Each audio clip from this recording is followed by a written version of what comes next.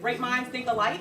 When Cece was talking earlier, I was like, get all about my PowerPoint. Get about my PowerPoint, Cece. And so the 3 freedoms that I was looking for, as a woman, as a wife, as a mom, was financial freedom, time freedom, and creative freedom.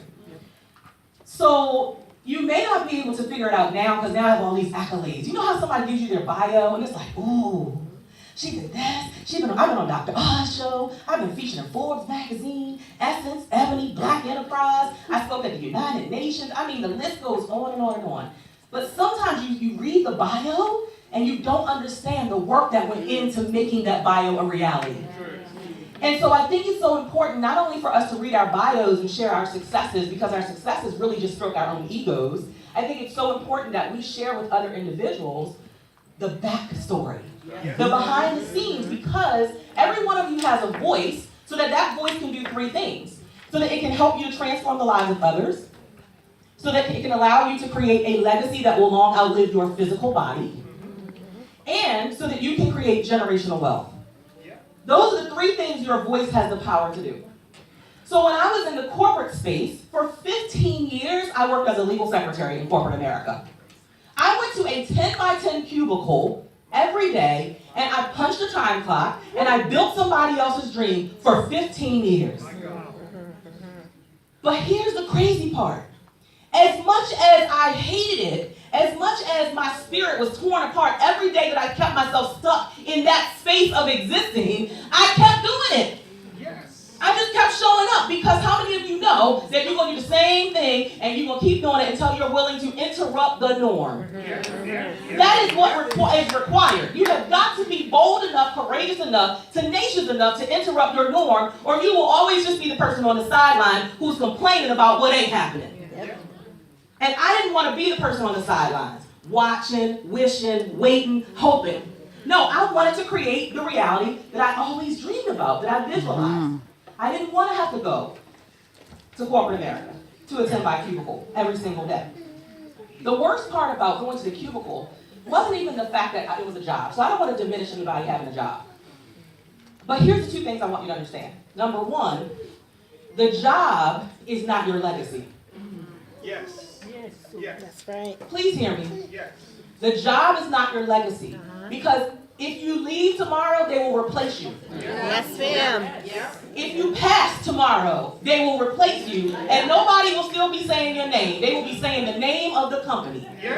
So even if you love your job, and in United States we say your good government job, even if you love your good government job that's giving you direct deposit every 2 weeks, that's a beautiful thing. Let's pause a moment for direct deposit.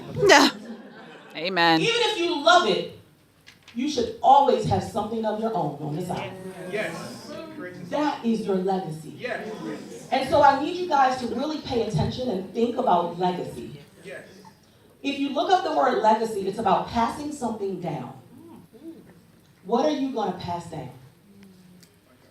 See, I want to pass to those 3 beautiful little kids up there, I want to pass down to them a name that opened doors of opportunity for them that otherwise would never be open. I want them to grow up and be able to say, oh, Cheryl Wood is my mama. Cheryl Wood is your mama? Yeah, Cheryl Wood. Come on in here, let me give you this opportunity. That's the legacy I want to create. Yes. That means I got work to do. Yes. And some of you say you want it, but how bad do you really want it? You show up for an event like this every once in a while, and some of you sit here and you pay close attention, and you shake your head and you say amen. Yes, preach, girl, you better say it. All that, right? And you get home and do nothing. Right. Then some of you sit here and you don't pay attention, and you are the ones who need to be paying attention. Well, Because you're thinking to yourself, oh yes, it's another speaker saying another message, but the message could just be for you. Yes. oh yes. I get to speak all over the world. I get to speak in front of thousands of people. This is a small room for me. Yes. Thousands. But I'm very clear that it might just be one who needed to hear me. Yes. There are some of you who will hear great information, you'll take great notes, and then you'll take the notes and put it on your bookshelf when you get home, and it will collect dust. So I'm here to challenge you to do something different. I'm here to challenge you to interrupt your norm. I'm only living this life that I'm living right now. I'm only living this life where I got to walk away from the corporate job. I got to walk away from, I used to drop my kids off at 6 o'clock in the morning. I don't know if that's early here, but it's early in the United States. It's probably early. You dropping your kid off, which means I had to get up at 5 a.m. to drop them off by 6 a.m. Yeah. And then I was sitting in the parking lot, crying my eyes out, yelling out to God, God, you've got to show me a different way. This cannot be all there is for me. This cannot be the definition of what you said is living. And you promised me that abundance could be mine. Yes. You promised me prosperity could be mine. Yes. You promised me that I could live, not just exist in this life. Yes. So how do I get it? Those were my cries to God. Those were my prayers. I mean, literally, in the dark, when nobody was watching, I'm crying, bawling, but then I get up and I go to work, and I would smile like it was okay. And I'd go to a job, and I'd take the best parts of me to the job. And then I'd get off at 5:30 and have to rush back across town to get to pick my kids up at aftercare. That's when your kids are in school for about 3 hours after the school day has actually ended. And I'm running in the door, trying to make it before the clock hits 6:30. And they're looking at me cross-eyed. I'm happy, thinking, woo, I'm only 2 minutes late. They looking at me like, we was waiting on you. And they're ready to give me an invoice. Because in America, every minute you late picking up your kid, you're going to get invoiced for it. Yeah. But the worst part was that I would come home and I would give my husband and my kids the worst parts of me. Yes. So I took the best parts of Cheryl to corporate America. Yep. I smiled, I was nice, I was kind, I did what they asked me to do, and then the worst parts of me came home because now I was tired, I was an angry black woman. Come on now. Come on. And that's what my husband and my kids got. The people I said are most important to me. My God. That's not purpose. That's not a purpose-driven life. So I'm asking you, what are you tolerating in your life that is preventing you from having real purpose? And how do you take your voice and share it in a way that not only does it transform other people's lives, not only does it transform your life, but it allows you to create a legacy and it allows you to position yourself for generational wealth that will impact you and generation after generation. Like, I'm trying to have so much money in the bank that my great, I can't even get that far, that they are impacted. That's it.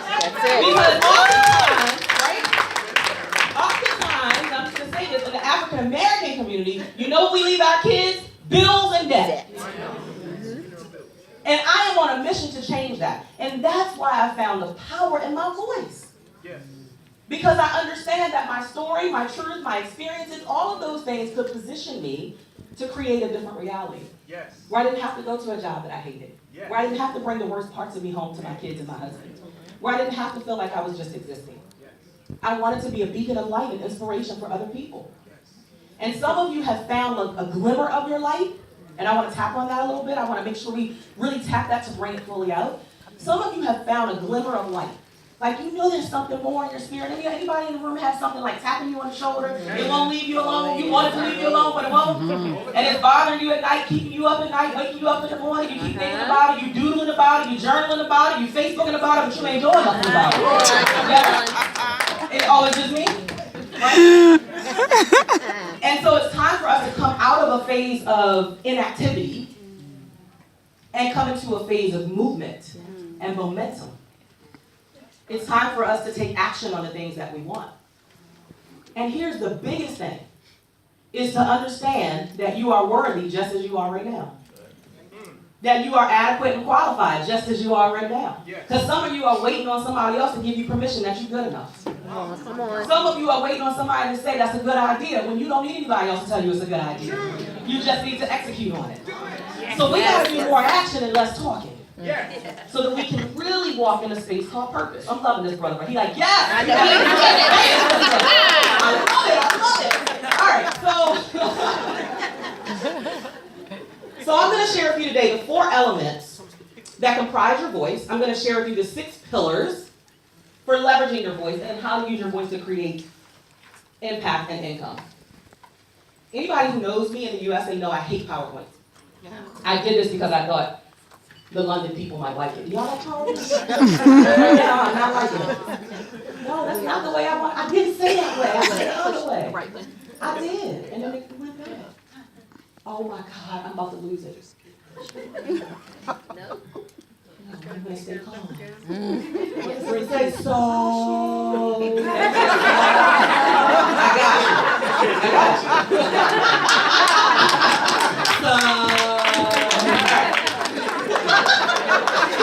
Alright, so this is my life now. This is my reality. I get to travel all over the world. I get to pour into people's lives. I have clients all over the United States and beyond, and I just get to serve in a big way.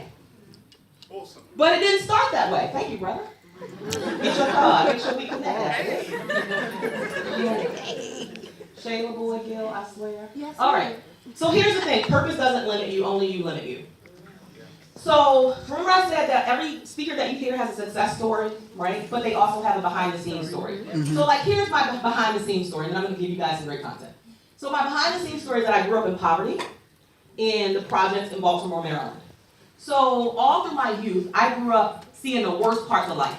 Like literally, I would come outside of my house and there was drug addiction, people who are addicted to drugs, people who are selling drugs, there's crime, there's violence, there's teenage pregnancy, there's a lack of resources to education and finances for people to improve their lives. That's what I saw every day.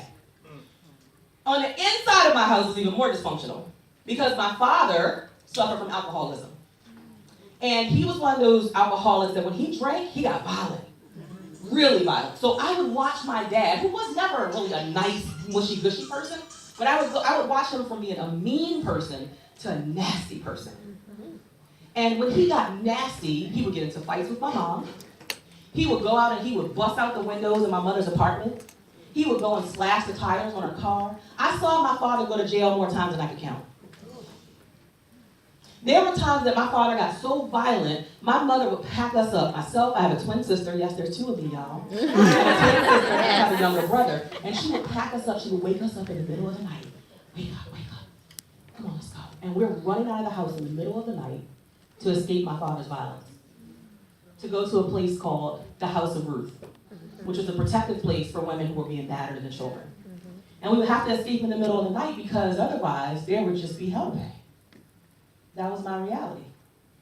So I went through all through school, managed to make it through high school, which already was an accomplishment in Lafayette Projects is what it was called. That was already an accomplishment because there were a lot of kids who didn't make it out. They succumbed to some of the vices. Some of them got caught up in selling drugs and using drugs, and they didn't make it out. So for me to graduate high school was a big deal in Lafayette Projects. But the reality is, when I graduated high school, I didn't have the luxury of going off for 4 years of self-discovery and higher education. So you're looking at a woman with the title International Speaker, who's been from everywhere from the United States and on, United Nations and on, traveling the world speaking and pouring into people's lives with no college degree. You tell me God won't take your mess and turn it into a message. You tell me you don't have a purpose. You got a purpose no matter what you've been through and what you've gone through. And where you've been don't define where you're going. I am living proof. When I get a microphone, it's not just about being in front of people and being cute. I got a microphone because it's a responsibility. Yes. Yes. It's a responsibility to take my truth and share it with you. Yes. It's a responsibility to inspire you to be better than you are right now. Yes. It's a responsibility to say, if I can do it, sister, brother, you can too. Yes. So why are you holding yourself back? What are you waiting on? Right, Shayla said, greatness ain't gonna fall in your lap. It ain't coming. You gotta go get it. There's a quote that says, you don't get what you deserve, you get what you demand. Come on. So if you're sitting and waiting on somebody to give you greatness because you think you deserve it, you're gonna be waiting. So I had to realize that I had to take all my mess and turn it into something that was bigger. And it's so funny because sometimes we wait and we hold back on walking into our purpose because we feel like we're not qualified. Like, have you ever wanted to do something but you just felt like you weren't qualified? But you've got to know that just because you don't feel qualified doesn't mean you haven't been called. That's right. Being qualified and being called is two different things. And some of you don't have the degree. So what? So I'm taking that back to the U.S. girl. Right? So sometimes you just got to interrupt the norm by saying, it doesn't matter what the world says I need. I'm going to show up with what I have. Yes. And I'm going to make lemonade out of these lemons. And I'm going to turn my voice, my message, my story, what I've been through, into something that becomes a beacon of inspiration for someone else. Yes. That's what I chose to do. But that's a decision. That's a decision. And Tony Robbins, how many of you know Tony Robbins? Tony Robbins says a real decision is measured by the fact that you've taken a new action. And if there is no new action, you have not truly decided. That's it. Wow. So how many of you have really decided that you're going to walk in your purpose? By taking action. You've already gotten great action tips from all the speakers so far, and you'll get some more this afternoon. But what else are you going to do? How else are you going to play bigger in the world? Because every time I think I'm playing big, God drops something else like, chick, you ain't doing nothing yet. Chick, you ain't doing nothing. And it's so funny because in all of my messaging, I talk to people about going global. What I say to women, I work with women entrepreneurs, is you've got to stop fishing in the local pond and you got to fish in the global ocean. Right? But let me tell you, in the last 2 weeks, that thing had a whole new meaning to me. When I went to India, and now I'm in London, you can't tell me nothing? What? God is taking this thing global. So I thought I knew what it meant. And then he positioned me to fulfill the thing I have been talking about. That's purpose. That's purpose when you're able to visualize things that can happen before they happen. Your dream and your purpose has to be that real to you. That you can see it in your mind's eye. Zig Ziglar says you got to see the reaching in your own mind before it ever happens. Like, you got to see that thing. So back 6 years ago when I first got started, I'll tell you my story. When I first started speaking 6 years ago, I would go to networking events. I would go to events like this, and I would talk to people and introduce myself. And I was introducing myself as Cheryl Wood, the international speaker. I had never left Baltimore. And I shared that at the event I spoke at the United States Department of Agriculture. And a lady came running up to me after I spoke, and she said, well, you said you were telling people you were an international speaker, and you weren't. Didn't you feel like you were lying? I said, I wasn't lying, I was projecting.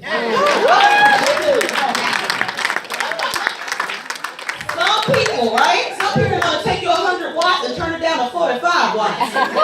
You can't let people take your light bulb and turn that thing down and put it on a dimmer. You got to make sure that your purpose, your dream, your mission, your vision is alive in your mind, your body, your spirit, your soul, and that people can feel that energy every time they're in your space. Because if I come to you and I talk to you about your business, and I'm asking you about your business and you dry, you ain't got to worry about me spending my money with you. Because I need to feel something. And I'm not saying you got to be on a 10 like me. I'm not saying that because we all have different personalities. But there has to be some excitement that I feel in your spirit. To know that you know that you are doing the thing you were born to do. That's purpose. And you need to understand purpose ain't popular. That's it. Purpose ain't never popular. You know why? Because you got to give up some stuff. And people don't want you to give up nothing. And you got to change some things. You got to change some of your habits, your behaviors, your patterns. You got to change your circle. And some people are not going to have the capacity to go where you're going. That's right. So you got to be willing to say bye-bye to the old and hello to the new. You got to be willing to let God close some doors that need to be closed so that he can open the doors to usher you into your next. So purpose is never popular because you got to get rid of distractions. You got to abandon all the old stuff, and you have to usher yourself into some new things. So that was my story. My story is that no college degree, single-parent household, grew up in the projects of Baltimore. And so this is what I did in 2009. So we're talking 8 years ago.